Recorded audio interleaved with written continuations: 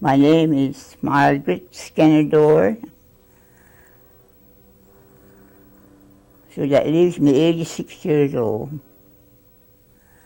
And my father was Jonas Hill, and my mother was Christine Hill. She was a Ninham, her maiden name.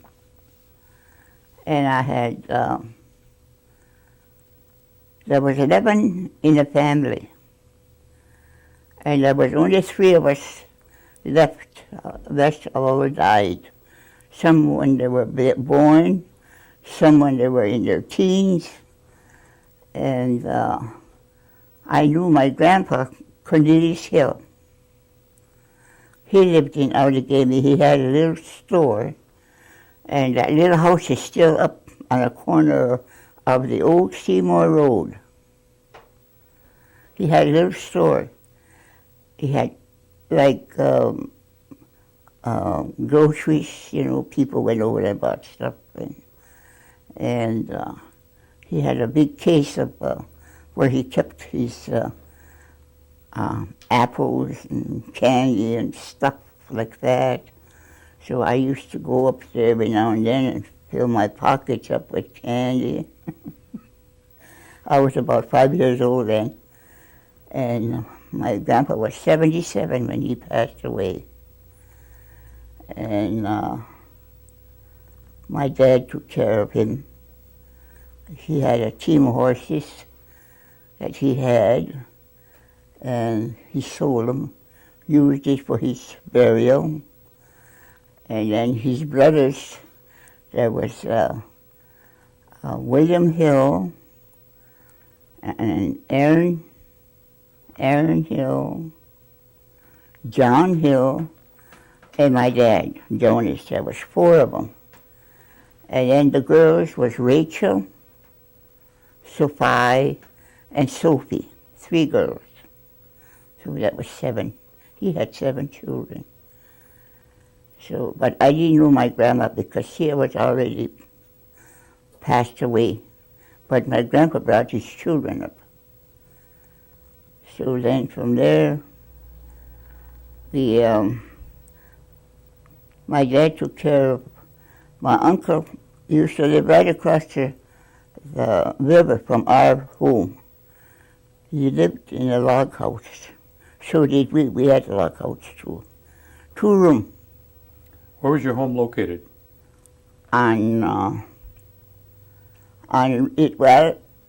It's Riverdale now. That time we didn't have no streets, no number. It was just a road, for a while they called it, what was that?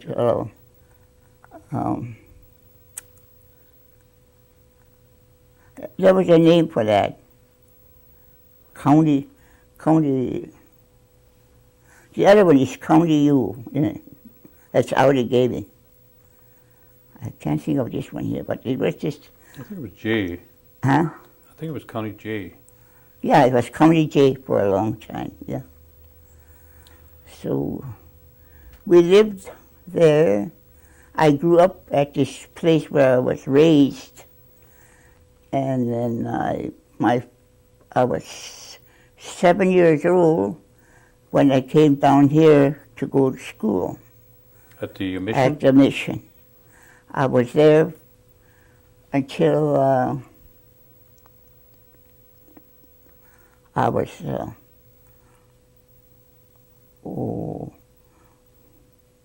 I think I was about 9 years old when they sent me away to school to Toma. I was there for a year, and then I came home, and I came down here. Then my mother sent me for Sunday school. I came down here for Sunday school every Sunday, and I was confirmed here, baptized, and I've never left my church. I'm still here. And I had a teacher, Sister Amy, Would you remember her? No, she was quite old. And Sister Frances was an organist here at our church. And she was our teacher for catechism, both Sister Amy and Sister Frances. And at the time when I started school here, I think Father Watson was here then. He had two little boys. And his daughter, he had a daughter that stayed with him. She taught. I don't know her name, I forgot her name. Then from there on, there was different teachers. Sister Alice Cornelius, Mrs. Kellogg's sister, Alice, and then there was Elizabeth Lenny. She was, I was in the 5th or 6th grade when I left here. Just when I went to Toma. I was in Toma when the World War I ended, 1920. I remember I was playing under the porch when the whistles and everything started blowing. Me and another girl, we were playing under the porch. We used to play in the sand. And I came home the summer, and I think I was 14 years old when I quit going to school. I went to work because my folks couldn't give me the clothes I'd like to wear.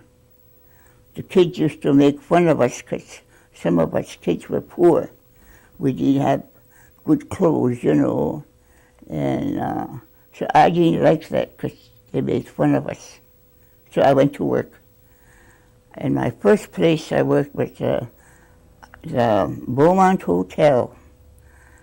And my mother said, if you quit school, you're going to make a bargain with me.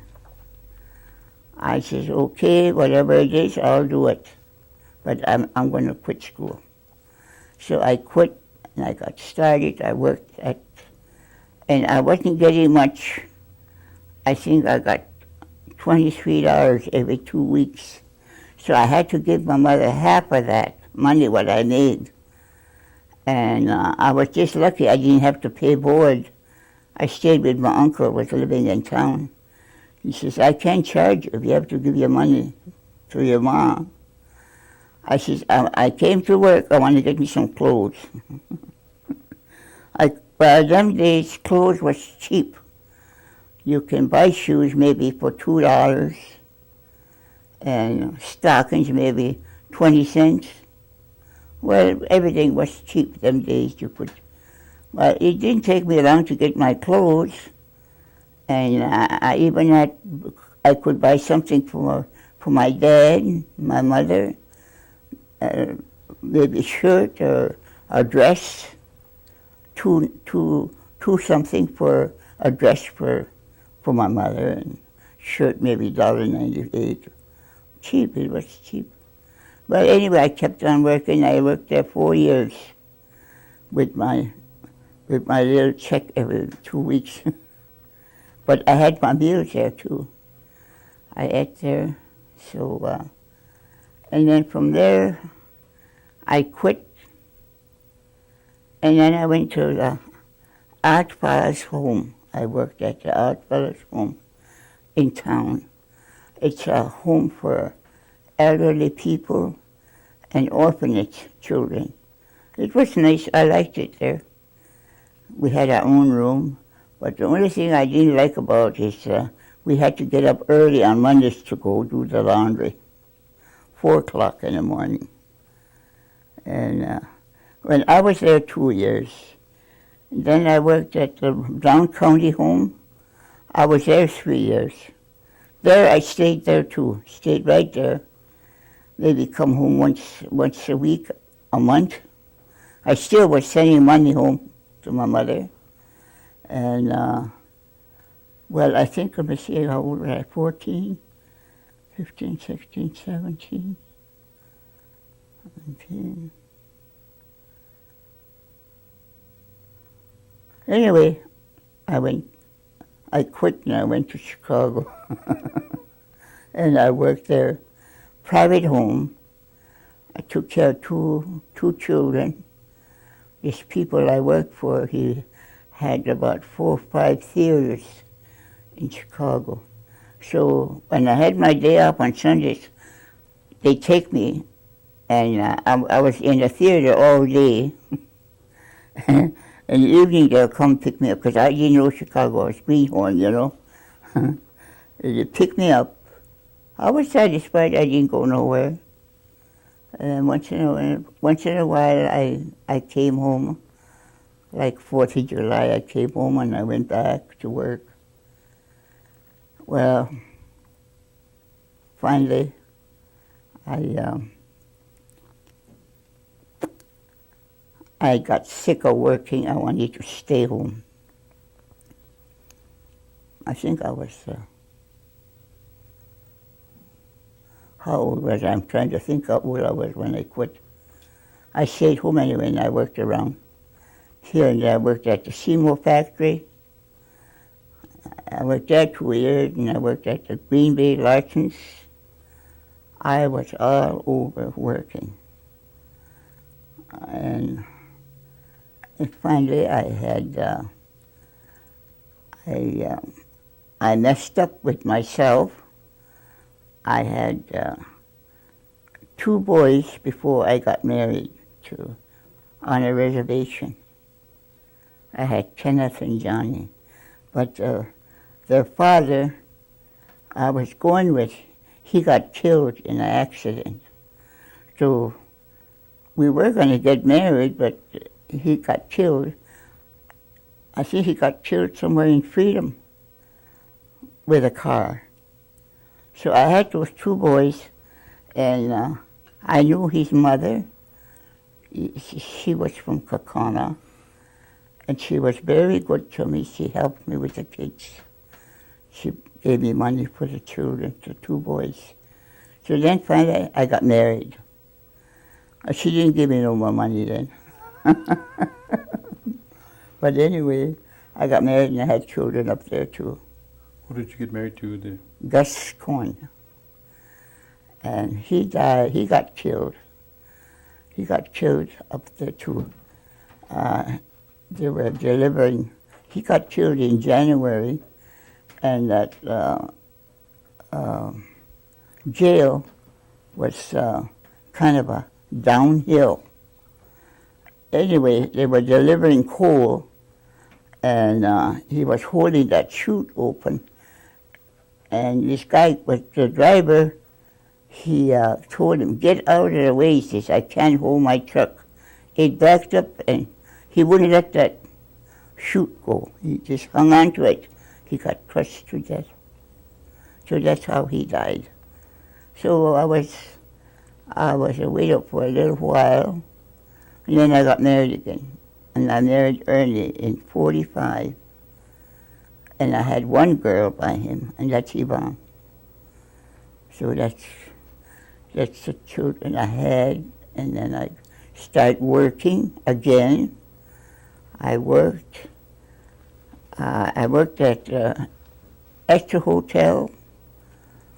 I was working there when that burned down. And Stormy Emroy was in that fire. Well, maybe you heard about the money he got. He got quite a bit of money. He was the only one that didn't burn, but his lungs was full of smoke. He was in a hospital for quite a while, and then they took him to the Brown County. He was there for about 3 months, and finally the doctor told me that he could come home now. He could work. He could take care of himself again. But he wasn't himself. He couldn't feed himself because his arms were jerking, you know.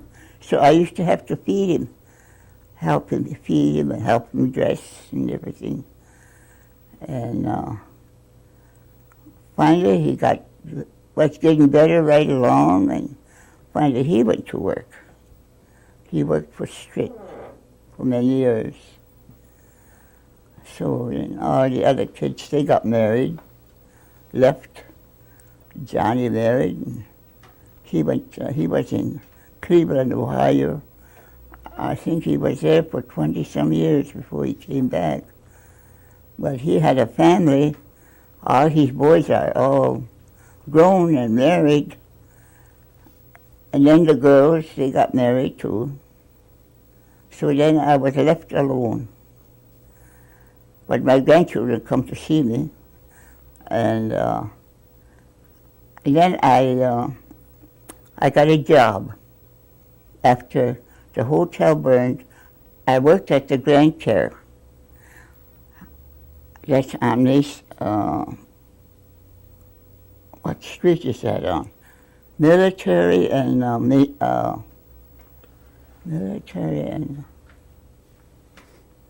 well, anyway, that's where I worked at the Grand Care. I was there 4 years, and that's where I retired from. 62, I worked. I retired there, and I came home, and well, the pension I got wasn't enough, so I had to go back to work. I worked for a nurse. I worked at the St. Mary's Hospital. I worked for her. I done cleaning, you know.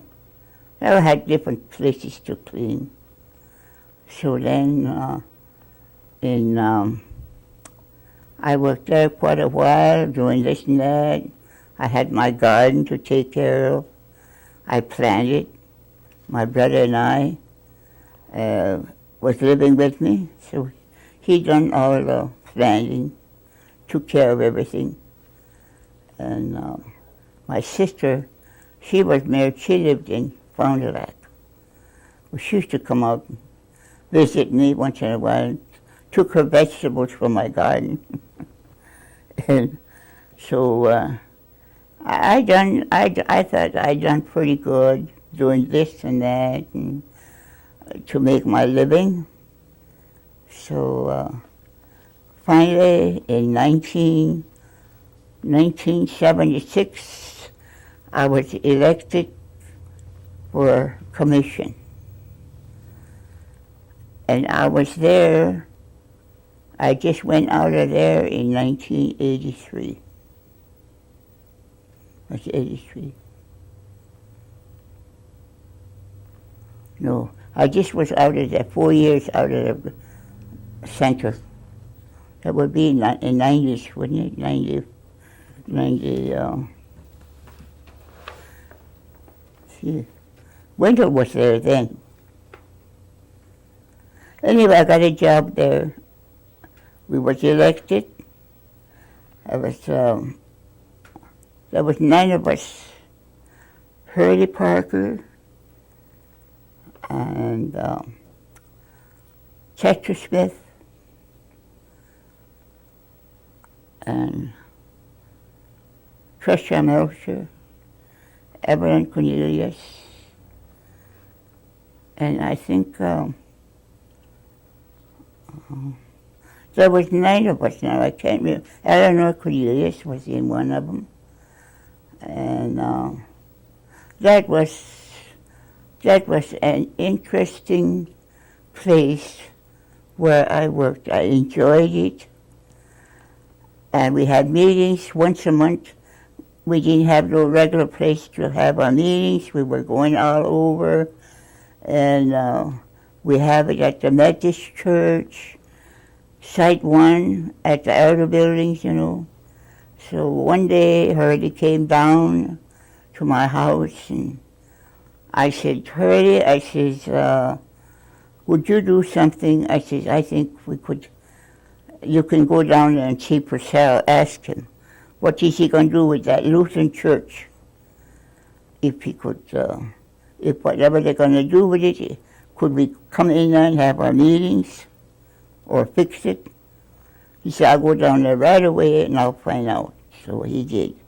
He came back smiling. He says, we got it. They're going to start on it tomorrow morning. Put the roof down, lower the roof, and or the ceiling, whatever.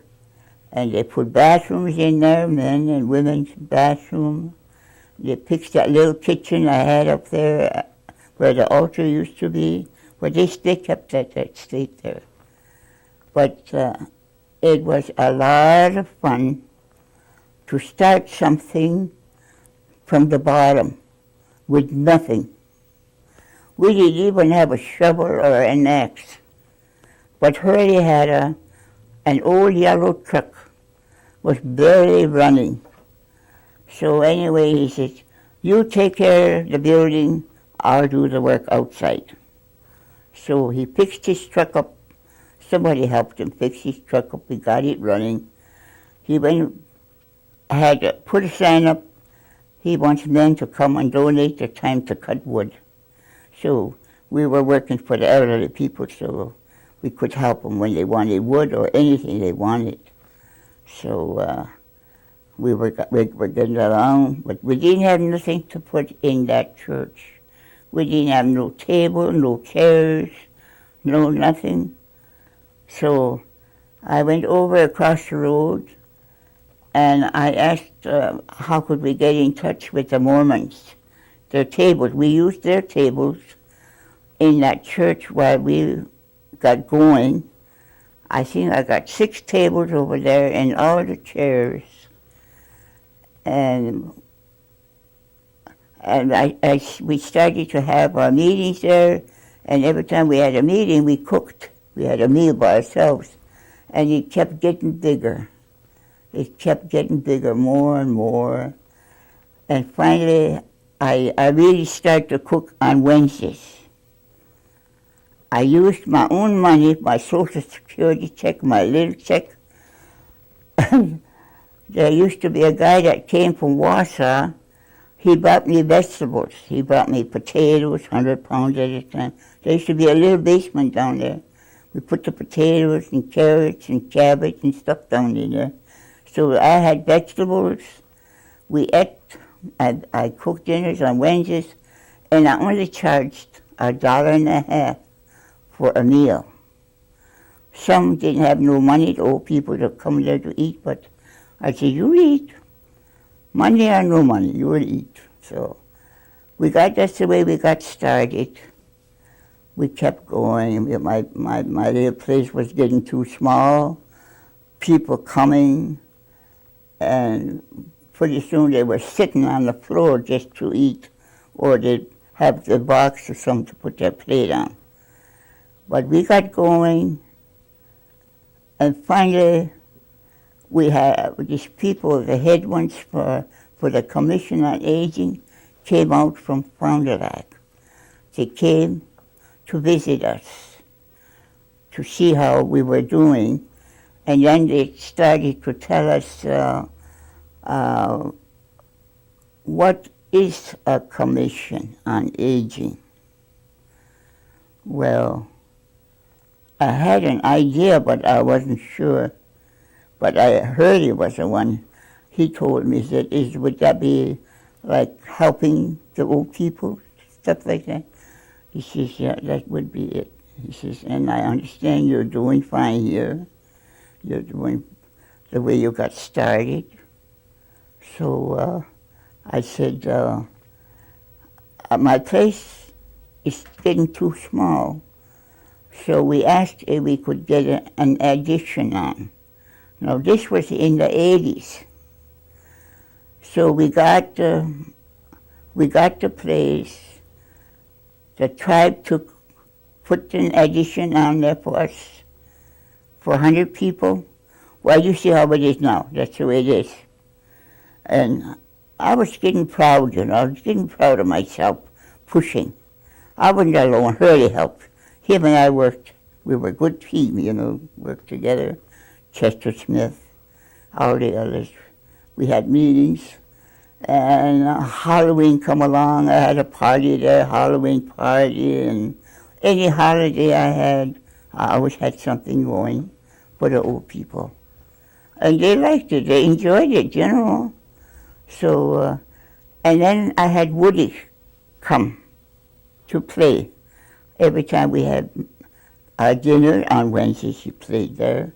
Or if we had a little party going, like Halloween, we had stuff, Christmas, Thanksgiving, and all that.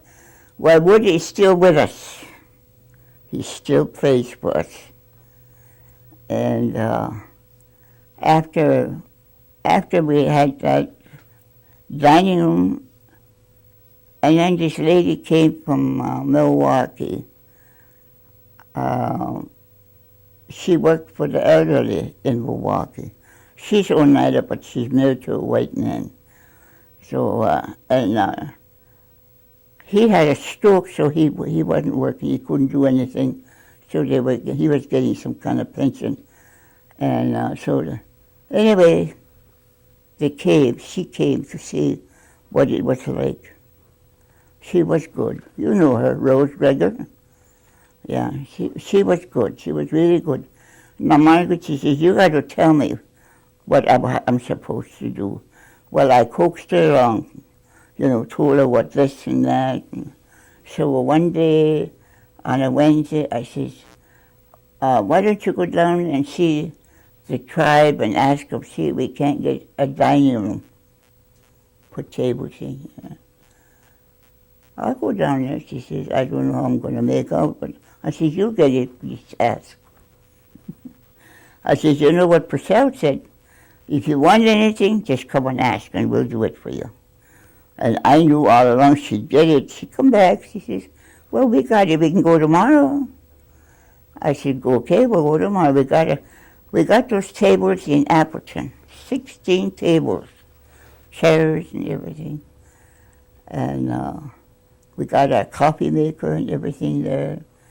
And, we were going good. It was going wonderful. And that place was loaded. Every day now, well, it ain't so bad now, they kind of went down a bit. And I had my office in that, we had that meeting room in that other room where, what's her name is now? What's her name? Arlene? Mm-hmm. Well, there's 3 people in there. Oh, okay. You can't hardly walk in there anymore. Right, yeah, I remember. Did the Dodo Club start before or after? I started that in 1980. That was after the your work at the commission. I was still there, but the dining room wasn't in yet. That went in 1985, the dining room. Okay, there's the Oneida Helpers. Have you heard of them? Yeah. Now, what's the difference between the Oneida Helpers and the Dodo Club? Well, my dad started that. Which one? The Oneida Helpers. Your dad did? My dad did. Oh, tell me about that. And the choir. He started the choir, and they started the choir singing Indian songs. They used to go from one house. They had it at the houses. And then on Sundays, they had it one place, practicing. He was teaching them how to sing Indian. See, my dad was the one that started, and Oscar Archiquette, he was bound, he wanted to learn how to sing. So my dad told him, he said, well, just come over, we'll teach you how to sing. But my dad never got credit for that either.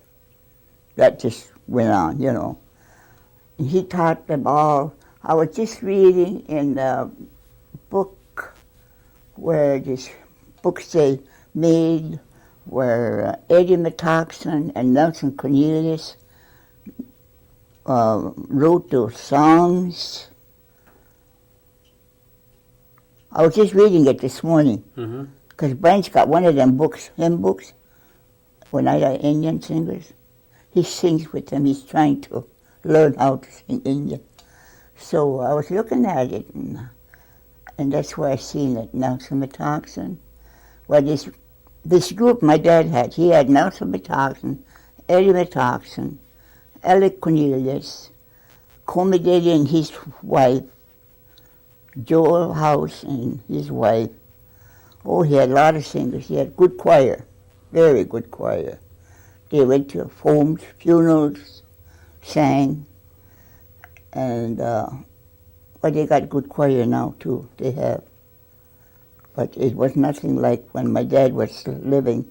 He had a good choir. They had, I don't know how many bass, altos, sopranos he had. And my dad sang bass. So he had a good choir. People used to just come and listen to him sometimes. They sang here 4th of July. They had a picnic here. And the Oneida Band played. They had a band here, their own member. But they played, and the Oneida singers sang in between the band playing. I remember I was small. I was a little girl when my dad used to go from one place to another singing. But he was the one that brought that Oneida Welcome. He started that. He had quite a few. See, I've got 100 members. Okay, tell me about the Dodo. 80. And Ever say, I started the what is it, Dodo Club? I called it the Dodo Club. Say, I started the Dodo Club in whatever year. Tell Gordon though. Yeah. And it was me and Hurley sat at the table like this, and we were talking about what we could do to make things going. I said, well, let's start a club for the elderly people so they'd have a place to go. We both put $1 in a dish. That's how we started. And that's what we charged for them to join. $1 to join, and we took their name, their birthdays, and their telephone number, and what else. We had a book. I got a book like that, about that thick. We got, and our brains got it. So, and in those 2 years, people were joining. Now I'm taking young people. They want to join. So now you join. You pay $5 to join, and their dues is still $1 a month. And we got over 8,000 in a bank. That's for, in case they die, they get $100. We take care of the weeks. We make lunch. We help with the dinner for the funeral. So go to the hospital. They got to be in there 3 days, and they'll get $50. That's the way it is still the same way. But I still got people joining. We lost a few here lately, so it's down to 90, 99. But I got people coming in from Green Bay. I got people from Green Bay, Kakana, and Appleton that comes to our meetings. Once a month, we have a big feed. Each one cooks. Most of the time, I got to cook. I hate to cook them. My old ladies, they can't cook no more. And we charge $3 for their meals now. But and then for a while, we were paying rent for that building. I said, I don't know why I should be paying rent here. I said, we're the ones that started it. So I got away with that. They don't charge me no more. So that's one good thing. So we're doing good. We just had a banquet here last month. Or was it this month? Last month. Yeah, last month. We had I have a banquet for the elderly people once a year. We go out and eat.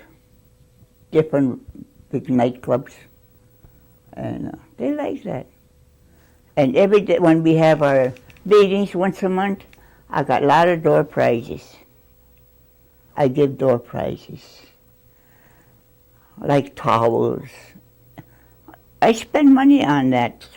Sometimes it costs me $40 for the door prizes, all wrapped up nice, you know. We take their names as they go, and I got a box there tickets. They draw names. And if you got that number, well, then you get a gift. Brian like gets a big bang out of that. He's kind of taking over on me there. He likes to cook. He really enjoys himself cooking. I taught him. Well, I'll tell you that story too. Can I put that in there about Brian? Well, that's my grandson. He came and stayed with me when he was 7 years old. He come there with a paper bag. I was sitting by the window and I seen the little boy go by. I didn't think anything of it. So he come in, rapped. I said, come in. Hello, Grandma. Oh, hi. I said, what's up? Oh, he says, can I stay with you? Can I come and live with you? I said, you sure can. I could stand somebody with me. He was 7 years old, so he stayed with me ever since. He's been with me. He's going to be 30 years old next month. But I says, you're getting old. When are you going to try and get married? I can't take care of you all the time. But he enjoys everything. I taught him how to cook. He likes to make Indian food. He likes to make corn soup. He can make cornbread, anything. And I put him through school. He went to Pulaski. They go to 12th grade up there. He finished Pulaski. So then, when he finished there, he went to Kansas. That's a college. He went there, he finished Kansas City, that college school. He came home, then he went to school to Madison. He graduated over there too. And his last stop was St. Norbert's. He finished there too. And everywhere he went, he goes and tells stories. He's a storyteller. And he's good. Where did he learn these stories? I don't know, I guess from me. I'm always telling him stories. My dad was a great storyteller. And in the evenings we'd sit there. When he was younger, we'd sit outside, the moon would come up, and we'd be sitting outside, and I'd be telling him stories, what my dad told me. And he picked some of them up. But he's a real good storyteller. Can you tell us a story or two? Do you remember anything about the flying heads? Huh? The flying heads? Used to like a ball of fire? Yeah. You- We had some. Did I you- haven't seen any lately. Tell me the story. Do you know the story about that? Well, I think it was about 5 or 4 years ago. We used to always see a light along the river. Along this river here. Great big light. And they used to see one at my house too. Nelson Skenandore was living then. He come over next morning, he says, I seen a light on your house. He said, there's somebody around yet. I says, I know there is. But I said, who? I wouldn't know. I said, I'd like to catch him. I think I can do it too. If I can just get a hold of that root once, I'll find out. You know that Indian root, they call it, it's one of the old medicine. Bitter, sweet flag. It's a root. It looks like a snake. And they grow where it's wet. In the spring, you just see the head sticking out. That's where you can pull them out. And you dry that, and you can keep that on you and they can't touch you. Or leave it in your house. Can't bother you. I'll tell you a story about my mother. They tried to make her be a witch. And she was brought up by her grandma. her mother didn't take her, didn't bring her up. She stayed with her grandma. And her grandma was a witch. So she was laying in bed one night and it was raining hard, and she could see that somebody standing by the window, the fire just coming out of her mouth. And she told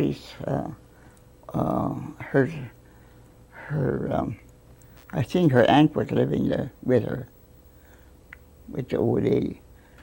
She says, never mind, just, you don't have to look at it, just look away. Your grandma's having a wonderful time in that rain. You know. And my mom says, I got scared. I see that, you know. And but later on in years, she grew up and she went to school at Hampton, Virginia. When she came back, it was when her grandma wanted her to try. She says, I'll try. How far I'll get with it, I don't know. So she went along with her, and they got snakes. They hung them up around the fence on a tail, and they put 6 cans under there. And all that blood went into them cans. She said, now when that blood stops bleeding, you will have to drink that blood if you want to be a witch.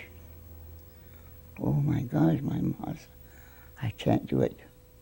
And she said, if you drink that blood, you take one of your family, the one you love the best, you take them.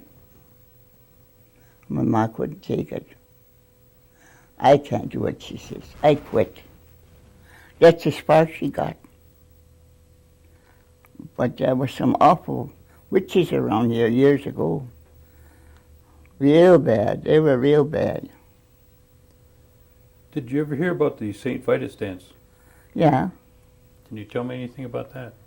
I don't know too much about that, but this Eddie McLester, he was noticed for that to help them. And I went once just to watch what they done. They put this person, they put a blanket on the ground, they lay him down there, and they have this all kinds of peanuts and stuff. They dance around there, and they throw that on them. That's what you call it, St. Vitus? That's what it is, isn't it? Yeah. And they sang, and they have things to say, and then they burnt tobacco, and what's saying, kind of preaching. I guess they were trying to cure him. That's as far as I got. I seen that too. But this Labourberg, remember Labourberg? He had it quite a bit. He used to have it to his house. Even when he was living with Ruth, he had it too pretty bad. But so I wouldn't know any more about that. But that's as far as I got with that. How would you spell that, Gordon? I don't know. Is it Vitus, you said? Like F-I-D-A-S maybe? St. Vitus. Vitus? Yeah.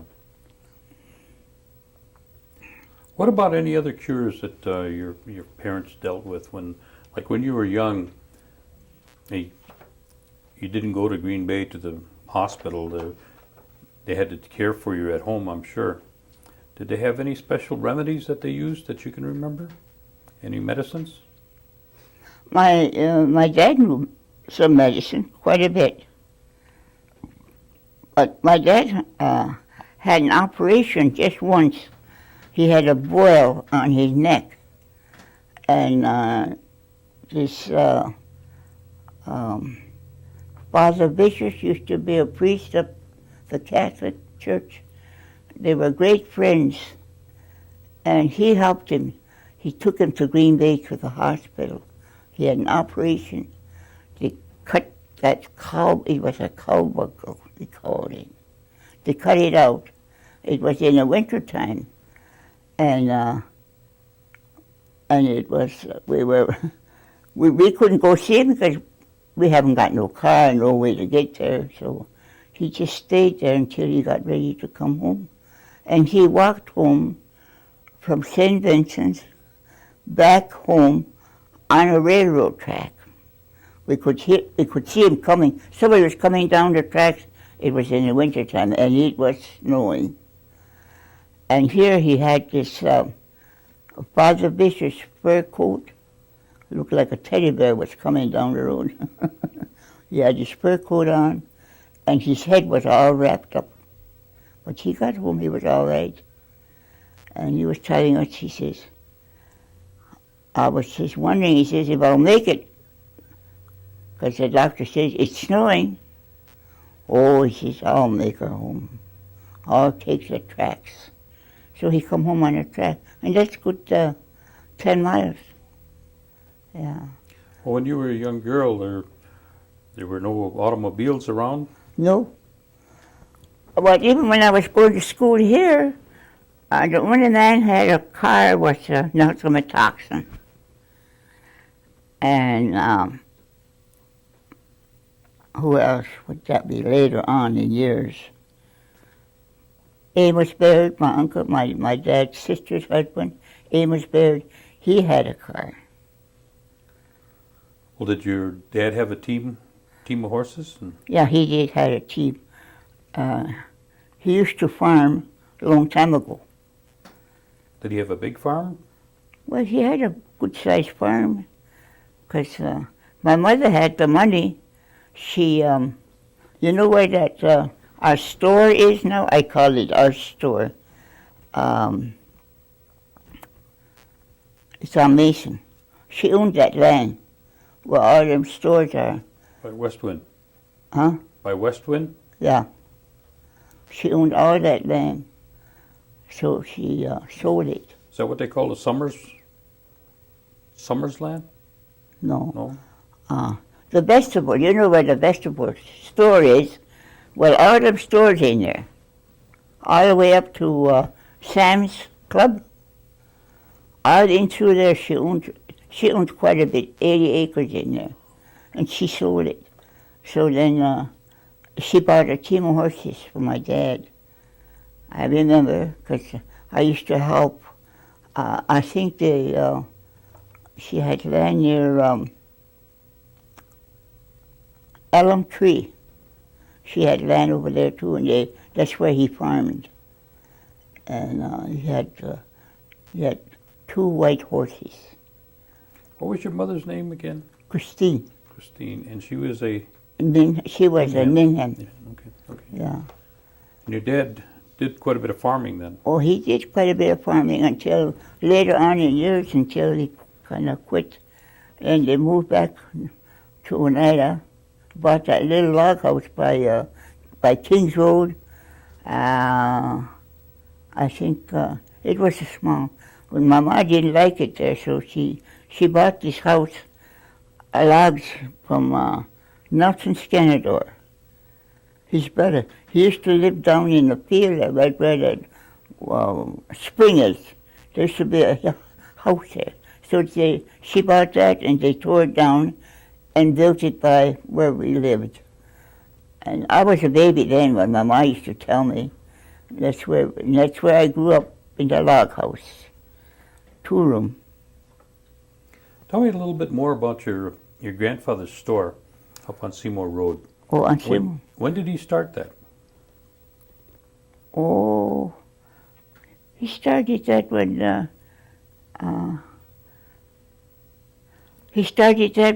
when my grandma died.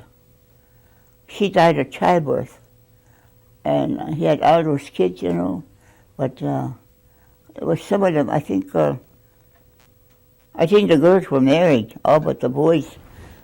My dad was young then too. That time they were all young. And they used to help their father to go there. And he had a team of horses.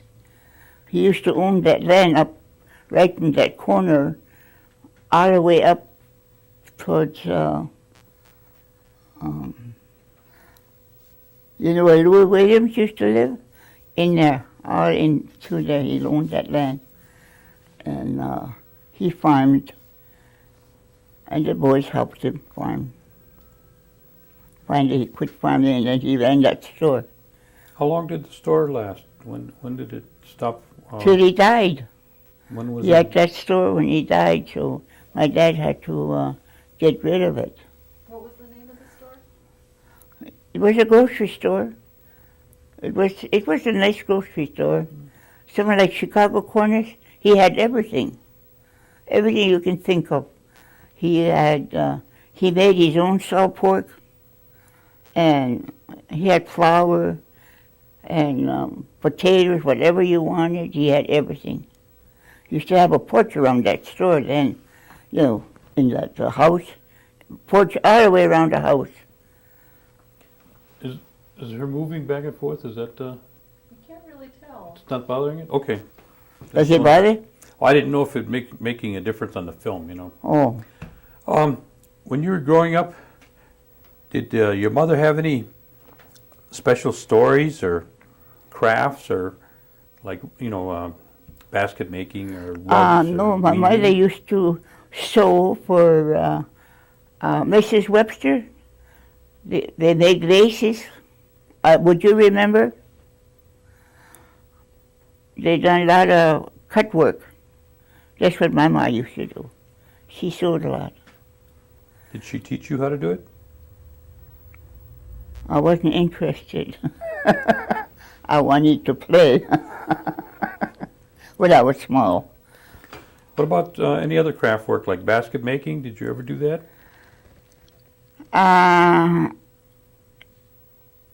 No, but my mom's grandma made baskets. She made baskets. And she made a lot of, she used to make moccasins. That she made. But she sewed quite a bit. They made, in her days, they went from house to house making quilts, helping one another. And then when they get one quilt done, they sell it and divide the money up. But that's what they did. Tell me about some of the special events around home. Like, tell me what a Christmas would be like that you can remember. Well, I'll tell you, I never had a tree for Christmas. I didn't know what a tree looked like until I got married and went to New York, but that's when I found out that there was Christmas trees. Would you come to church on Christmas, though? On Christmas Eve? Down here? Yeah. We always came down for Christmas. Well, that first year I spent my Christmas over there, we brought the tree down, and my husband was a great hunter. We brought the tree down, and we brought venison. We cooked at home with the old folks. But then my mom too, she says, she used to have a tree, but she never had any when we were kids. But I used to wonder, how did they give us stuff for Christmas? And we'd had a nail by the door there. My mom said, you better get your stockings up, put your stockings up tonight. Santa Claus is coming. And my brother Howard, he was small then. He said, Santa Claus? What's Santa Claus? He was just barely talking. He was small, was about 3 years old. So anyway, we'd hang our stockings up. We'd get nuts in there and candy and oranges and apples and maybe a little doll sticking out of the stocking. And he'd get a truck. And we thought it was something. Christmas. That was our Christmas. What about Hoyan? Huh? What about Hoyan? New Year's? Oh, well, my mother made donuts. And we used to go Hoyaning, me and my brother, and that Jim Skenandore used to live up where Vicious lives now. Right across from your daughter there, the big blue, what kind of a house is it? It's a big frame house. He had a team of horses, and he put straw in his in his wagon, put straw in there, and he'd hitch up his horse with a lot of bells on it, and we'd all pile in there and go take us way up to the Methodist church in a sleigh full of kids. Come home with donuts of all kinds. Some would get apples and oranges, whatever. Do you still have people come to your house for Oh Royale? yeah, oh yeah. I still keep the old custom going. Did anybody ever tell you why they do that?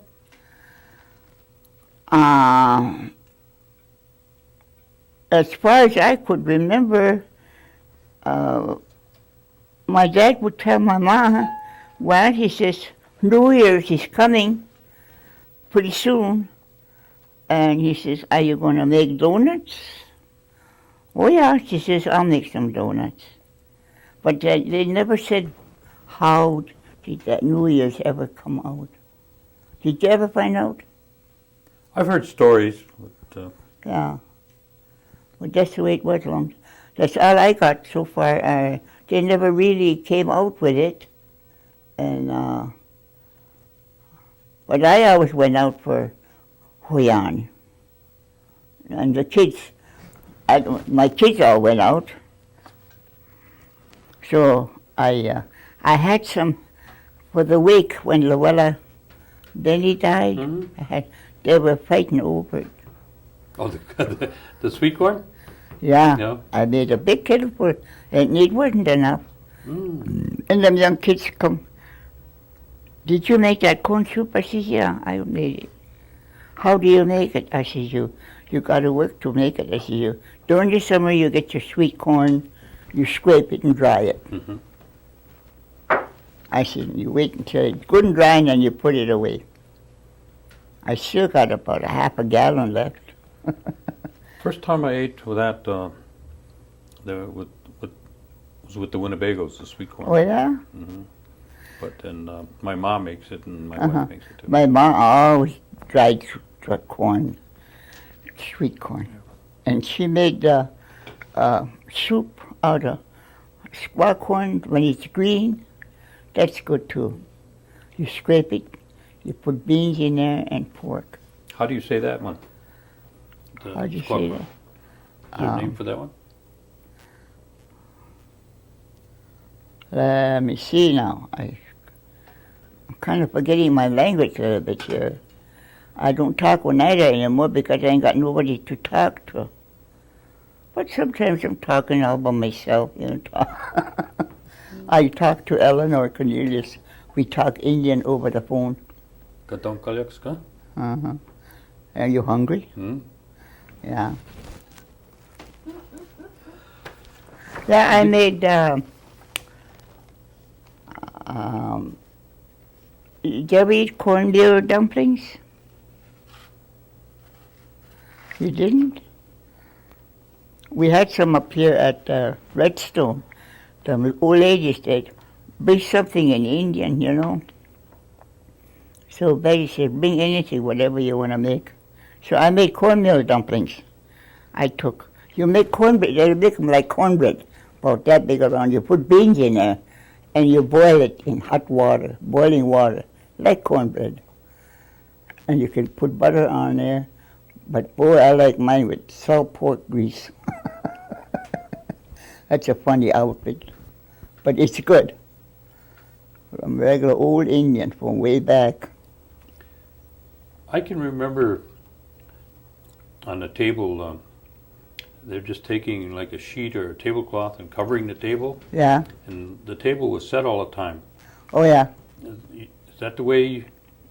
And you had the sugar was always on the table. Yeah. I still got my like that. I got sugar, salt and pepper, and napkins on a tray. And we I just covered the still set table, and then we always had grease for Yeah. on a bowl For of your grease. potatoes. Boy, I miss that. It's good. Like when I make fresh bread, I bake a lot, homemade bread. When was this?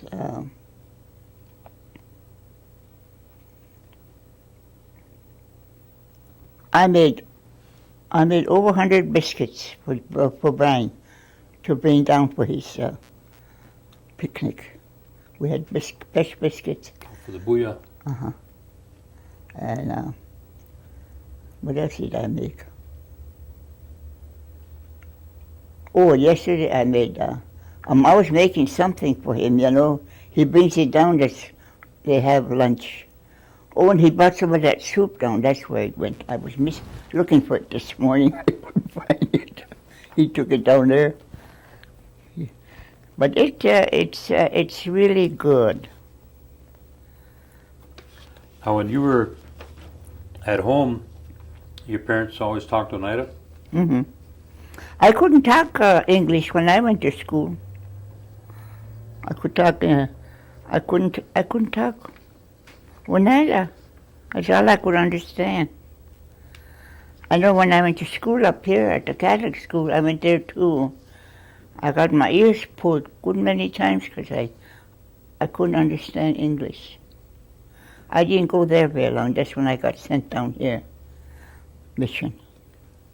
Did they talk English or Oneida here? They talked English here, but they didn't pull your ears when you couldn't understand what they were teaching you. I found out that if you talk English, you can get along with anybody, but when you talk Indian, you can't get along. You don't know what, they don't understand you, what you're saying.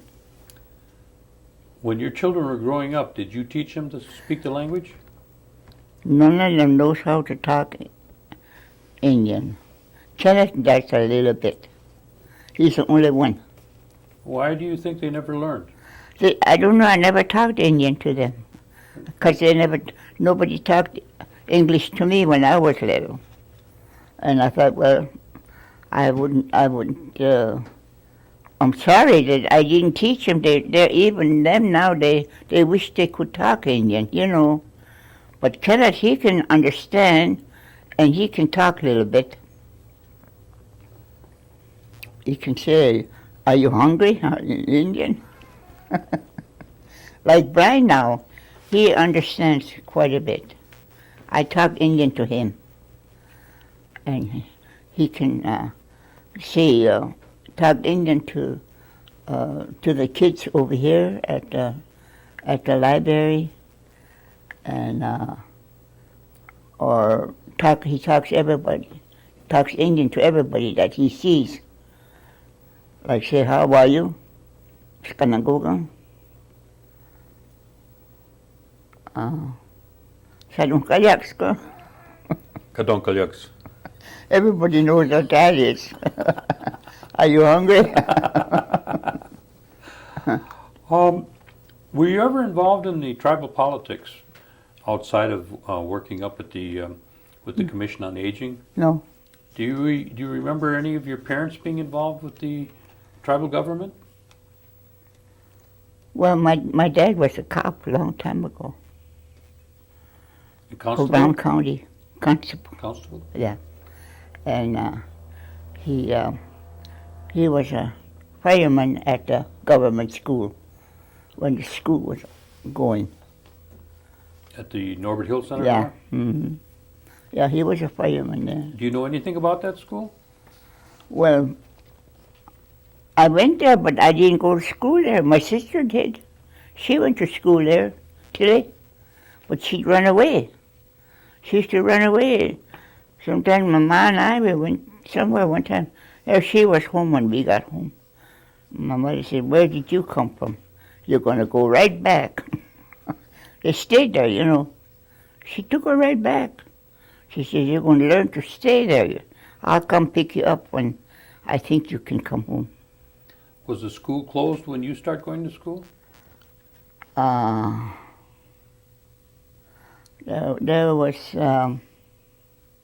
There was no school there at my time. But they had there were sisters there that had roommates there all the time. I suppose maybe just to keep going with the stuff. We used to go there for looking for some shoes or something, clothing. We went there a lot. When you were growing up, did your parents talk about the clans? Like what you are. Well, now they talk about the wolf, the bear, and the turtle. Did your parents ever talk about that? They did. They talked about it, yeah. 'Cause I'm a turtle. What was your father? He was. He was too. Did they ever tell you about any stories about the movement from New York to Wisconsin? They only, well, they didn't talk too much about it. They only talked about when, let me see now, I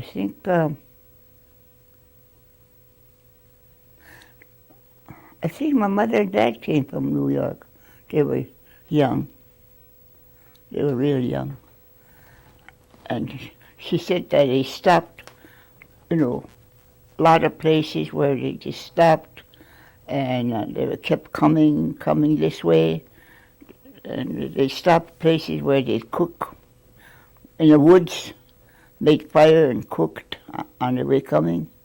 And then when they landed here, the Menominees were already here. How did they travel when they came here? Did they come by boat? Horses. Horses? A horse and wagon? Yeah. Yeah. But they were very young when they came. They were very young. Uh-huh.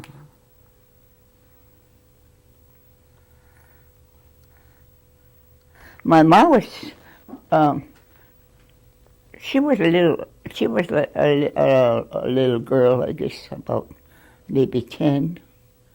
And my dad too. They got married after they lived here. After they came from school, that's when they got married. I think my dad was 25. My mother was 24 when they got married. Did you hear your parents ever talk about the Allotment Act or the Dawes Act, where they each got parcels of land? That time they lotted out the Indians around here. They talked about that quite a bit, and that's how come I found out that my ma had that land, and I think they got. Did you ever hear of them getting the Kansas claim? They got that too. So I know they must have stopped there on the way coming from New York. They must have been there for a while before they came through. There was a group of them that went from here to Kansas. Yeah. Do you know what the word sovereignty means? What? Sovereignty. No, I don't. Have you heard the stories that they talk about the 7 generations? Did your parents ever talk about that? Yes. A little bit. I've heard a little bit about it. I was talking about stuff, but I didn't pay any attention to them too much when I should have. But I've heard a little of everything,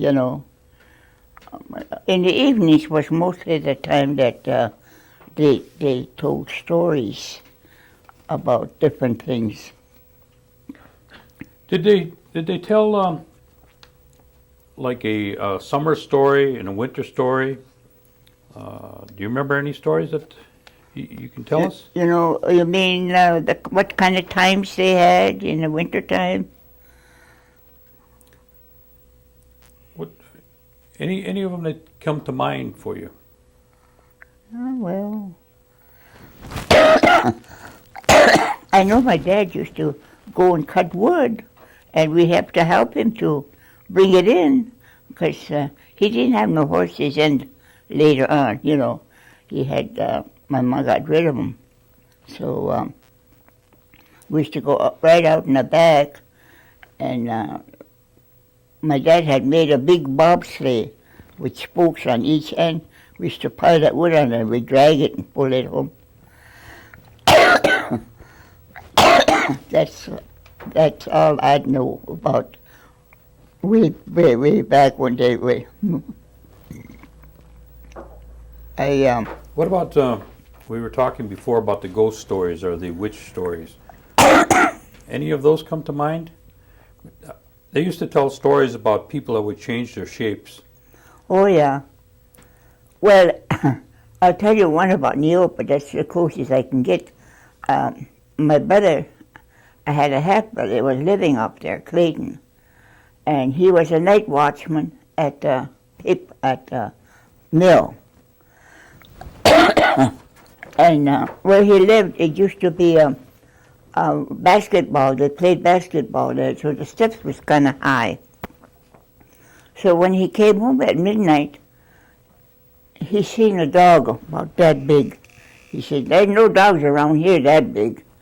So that dog came for him when he was going to go up them steps. So he kicked him and knocked him down. And he says he didn't pay any attention to him anymore when in the house. So next morning, there was a guy come over there and told him, he says, "Did you hear that old man in the hospital? There's an old man in the hospital. He's got a broken ribs." "When did that happen?" Clayton said. "Last night." He didn't say nothing, and he said he didn't think that that dog was one, but he found out later. Here it was this old man, the Cornish. He was one of them. But he was kicked so hard that he had 4 ribs broken.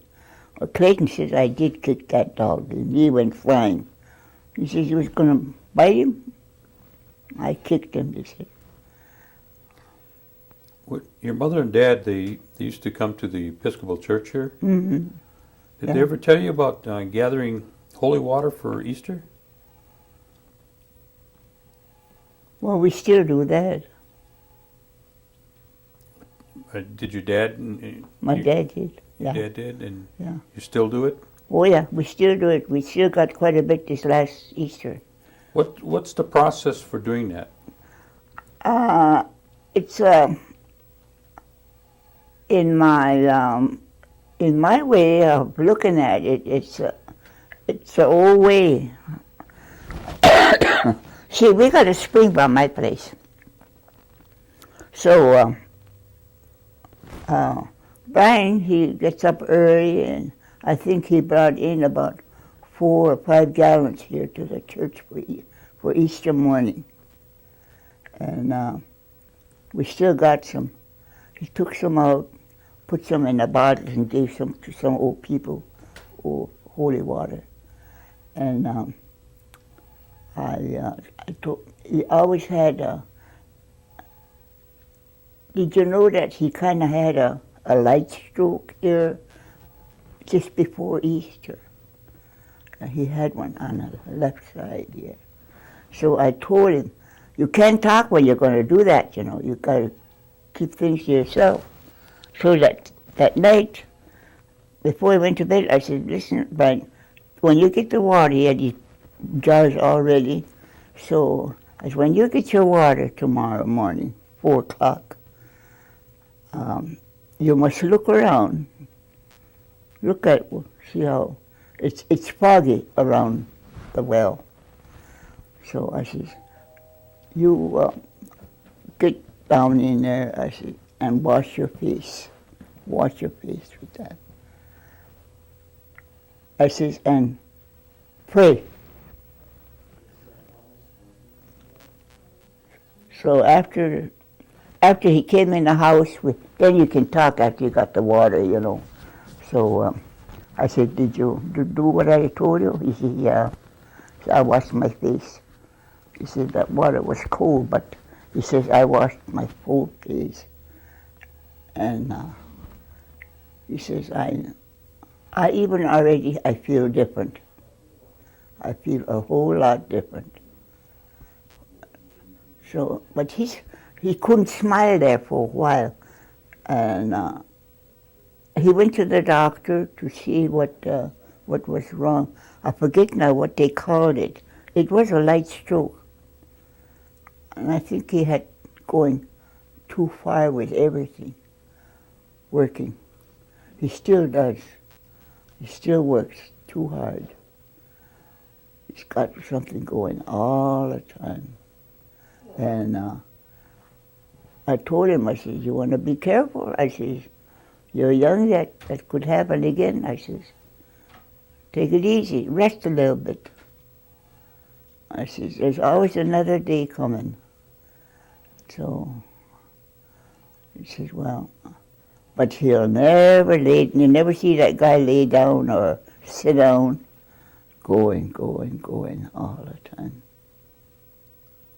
Now, since you've been around a long time, you've seen, and you can remember when you were a young girl and growing up, you've seen a lot of changes in Oneida.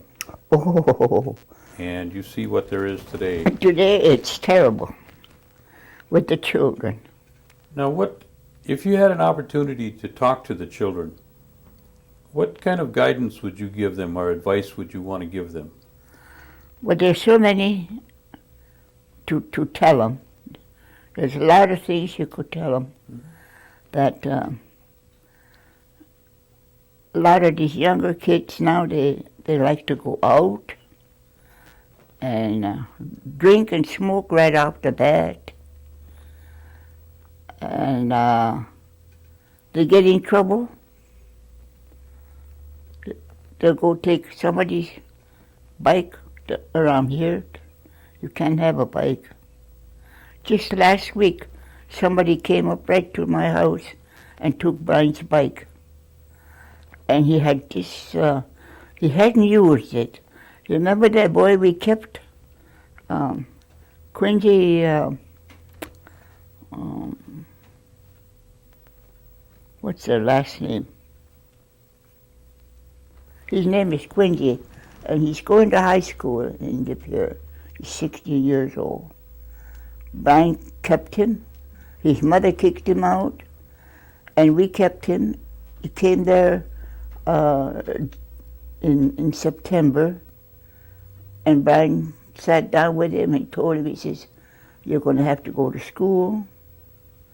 And he was poorly dressed. His little toes were sticking out. His mother got good pension for all the children she's got. I'm trying to think of this name now, Cannon. You know, Cannons that were living over here at Site 1. Well, them are the ones. And he says, I'll see if I can get some stuff for you. So I got a card for Montgomery Ward. So I said, let's go to Montgomery Ward. So I got him some shoes and a jacket, and Brian got him some pants and underclothes, stockings. And he come home and he says, gee, he says, I don't know how to act. I says, why? He says, my mother never buy me no clothes. I'm always picking up. And he had his own bedroom upstairs. And he went to bed. He got up early. He got to school. He went to school, got on a bus. And then Brian told him, he said, when you get home, you ask Grandma what she'll have something for you to do. So he did come home from school. And he says, what, is there anything I can do? I says, you can empty the garbage. I says, and feed the dog, water him, everything. And, well, it kept getting fall, it was getting colder, and he didn't have no gloves. He went and asked his mother if she could give him enough money to get some gloves. She says, no, you work, he said, you're 16 years old, you should be working. He says, I am, but I won't get paid for another 2 weeks. Brian got him a job at Norbert Hills. He went there after school, after he got home from school, 4 o'clock, He worked there till 6 every day. So he was getting some nice checks. He was getting around $80 on weekend. Not every 2 weeks he got paid $80. Now he says, take out for your gloves. And he was smoking. And Brian says, you better cut down on your cigarettes. You can't smoke. And so he did, but he wanted to smoke all along.